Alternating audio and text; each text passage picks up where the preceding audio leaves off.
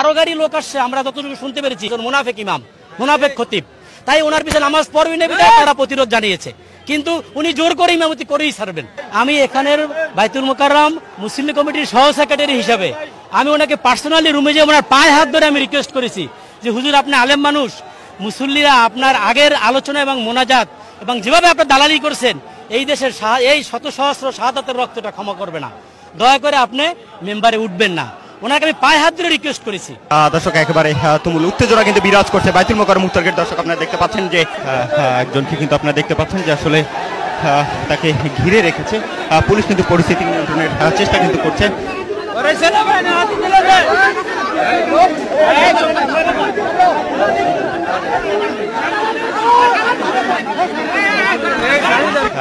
একজনকে কিন্তু আপনারা দেখতে পাচ্ছেন যে আসলে তাকে ঘিরে রেখেছে পুলিশ, কিন্তু পরিস্থিতি নিয়ন্ত্রণের চেষ্টা কিন্তু করছে।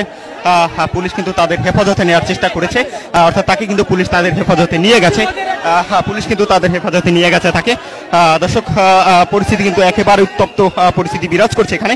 দর্শক, দেখতে পাচ্ছেন যে সাধারণ মুসল্লিরা একজনকে কিন্তু আসলে তবে ধরেছে এবং পরবর্তীতে পুলিশ কিন্তু তাকে তাদের নিরাপত্তা কিন্তু এখানে নিয়ে গেছে।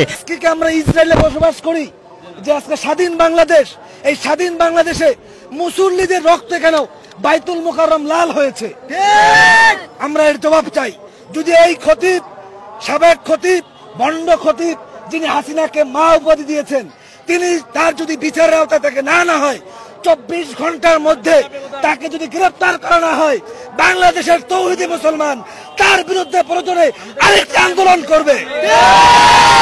আর কয়েকশো সন্ত্রাসী মুসল্লিদেরকে মেরে মসজিদ থেকে বের করে দিয়েছে।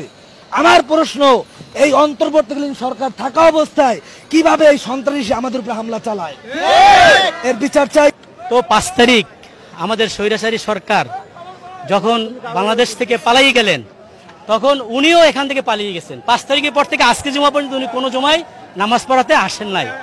আমি এখানের বাইতুল মোকাররম মুসলিম কমিটির সহ সেক্রেটারি হিসাবে আমি ওনাকে পার্সোনালি রুমে যে ওনার পায়ে হাত ধরে আমি রিকোয়েস্ট করেছি যে হুজুর, আপনি আলেম মানুষ, মুসল্লিরা আপনার আগের আলোচনা এবং মোনাজাত এবং যেভাবে আপনার দালালি করছেন এই দেশের এই শত সহস্র শাহাদাতের রক্তটা ক্ষমা করবে না, দয়া করে আপনি মেম্বারে উঠবেন না। ওনাকে আমি পায়ে হাত ধরে রিকোয়েস্ট করেছি। উনি সাহস, উনি গোপালগঞ্জ থেকে লোক নিয়ে আসছে যথেষ্ট পরিমাণ। আগে 11টার দিকে এসে মসজিদ ভরে ফেলছে সেই লোক দিয়া। উনি মনে করছে এই শক্তি দিয়ে উনি মসজিদ দখল করবে, কিন্তু আসলে শাহাদাতের রক্তের সাথে মুসল্লিরা বেঈমানি করে নাই এবং করবেও না। সাধারণ মুসল্লিরা প্রতিবাদ করেছে, আমরা করি নাই।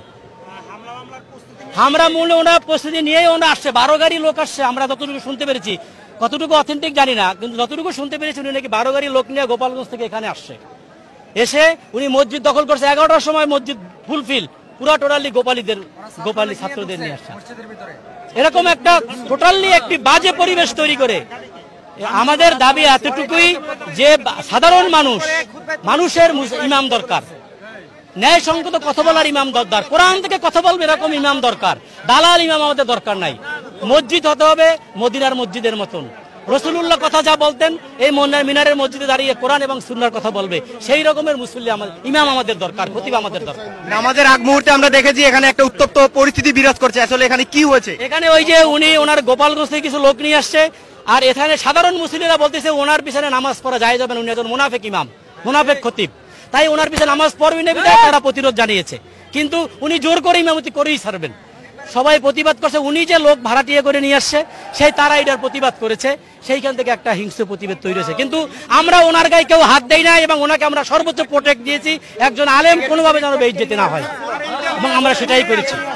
জি, এই বাইতুল মোকাররমে এই হাসিনার খুনি হাসিনা নিয়োগকৃত এই দালাল কিভাবে আজকে মসজিদে প্রবেশ করলো, আমরা বলতে চাই প্রশাসন কি করলো। এজন্য আজকে মাননীয় প্রধান উপদেষ্টা সহ যারা বাংলাদেশ সরকারের বর্তমান দায়িত্বে রয়েছেন, মাননীয় ধর্ম উপদেষ্টা সহ আমরা মুসলিম হিসেবে বলতে চাই, এই খুনি হাসিনা নিয়োগকৃত এই দালাল যাতে করে এই বাইতুল মোকাররমের চত্বরে ঢুকতে না পারে। আমরা বলতে চাই, আজকে কি আমরা ইসরায়েলে বসবাস করি যে আজকে স্বাধীন বাংলাদেশ, এই স্বাধীন বাংলাদেশে মুসল্লিদের রক্ত কেন বাইতুল মোকাররম লাল হয়েছে, আমরা এর জবাব চাই। যদি এই খতিব, সাবেক খতিব, ভণ্ড খতিব, যিনি হাসিনাকে মা উপাধি দিয়েছেন, তিনি তার যদি বিচারের আওতায় তাকে না হয়, 24 ঘন্টার মধ্যে তাকে যদি গ্রেফতার করা না হয়, বাংলাদেশের তৌহিদি মুসলমান তার বিরুদ্ধে প্রয়োজনে আরেকটি আন্দোলন করবে।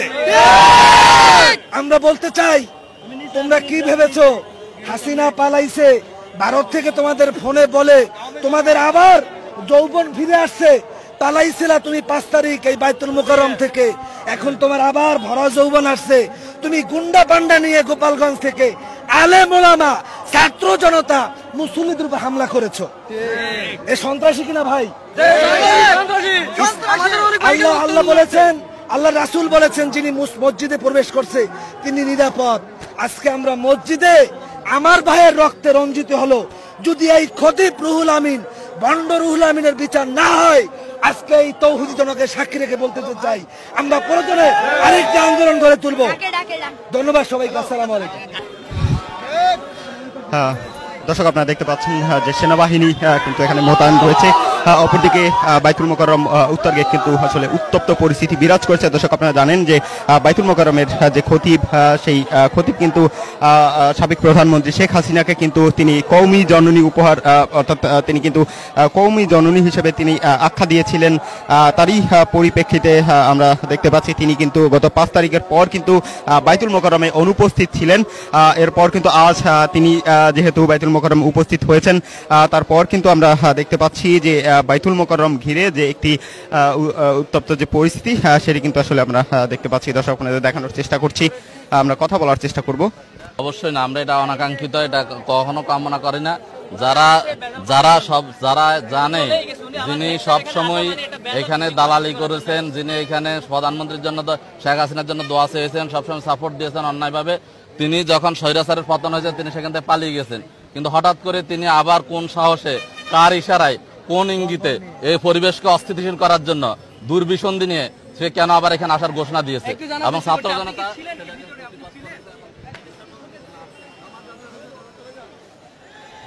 দর্শক,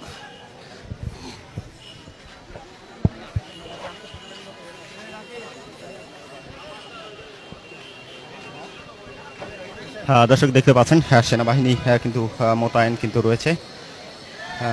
তারা কিন্তু আসলে পরিস্থিতি নিয়ন্ত্রণের চেষ্টা করছেন।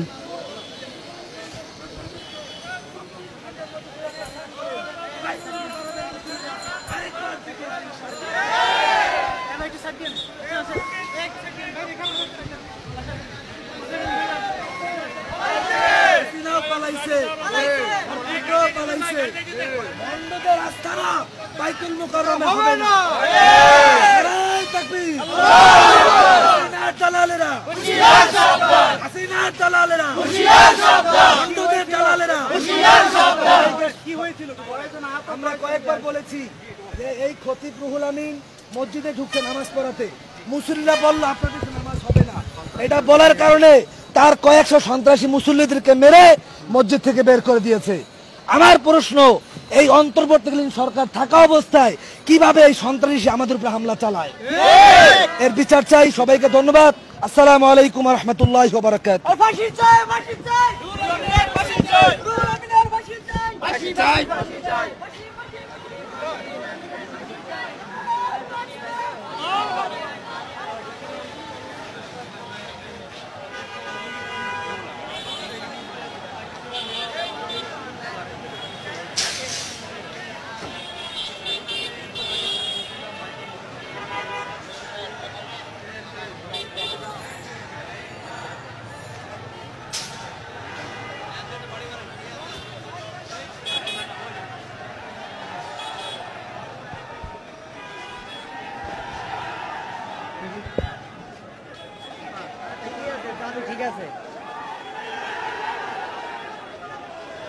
উত্তপ্ত কিন্তু হয়ে উঠেছে বাইতুল মোকাররম চত্বর।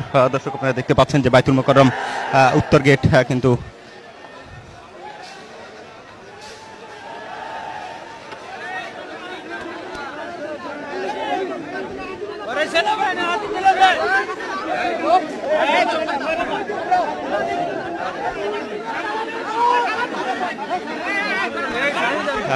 একজনকে কিন্তু আপনারা দেখতে পাচ্ছেন যে আসলে তাকে ঘিরে রেখেছে।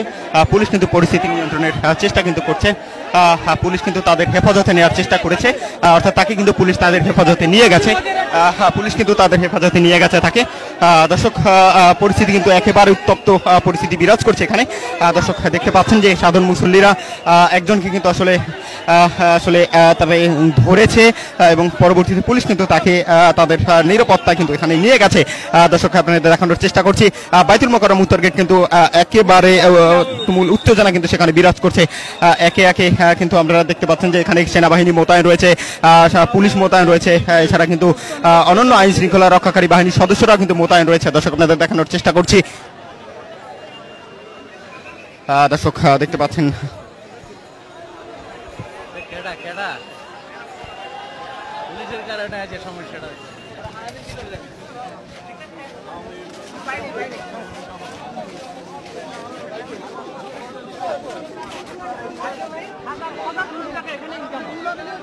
হাজার হাজার কোটি টাকা আপনি দেখেন ভিতরে একটা প্যান নাই। দর্শক আপনারা দেখতে পাচ্ছেন যে বাইতুল মোকাররম উত্তর গেট কিন্তু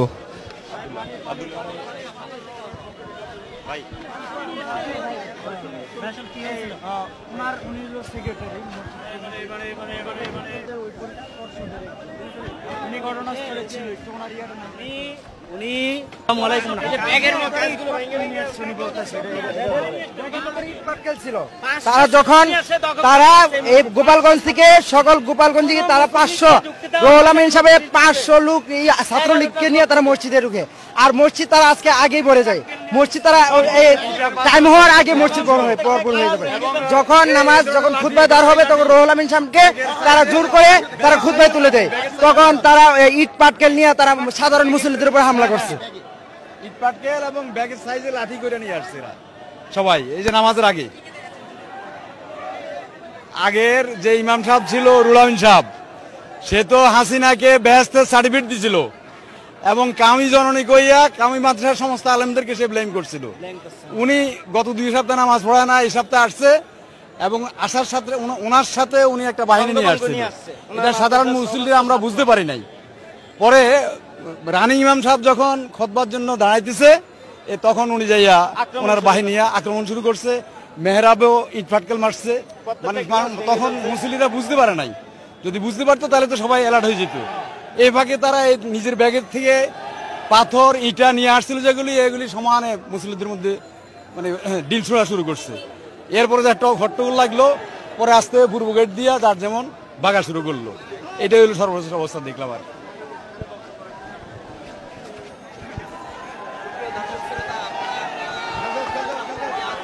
দর্শক একেবারে তুমুল উত্তেজনা কিন্তু বিরাজ করছে বাইতুল মোকাররম উত্তর গেট। দর্শক আপনারা দেখতে পাচ্ছেন যে আসলে বাইতুল মোকাররম মুসল্লিরা তারা কিন্তু আসলে বাইতুল মোকাররম উত্তর গেট থেকে আসলে মিছিল নিয়ে তারা কিন্তু বের হচ্ছে। অপরদিকে আমরা দেখতে পাচ্ছি যে সেনাবাহিনী তারা কিন্তু একেবারে সতর্ক অবস্থানে কিন্তু রয়েছে, কোনো ধরনের অপ্রীতিকর ঘটনা এড়াতে সতর্ক অবস্থান কিন্তু করছে সেনাবাহিনী এবং আইন শৃঙ্খলা রক্ষাকারী বাহিনীর সদস্য।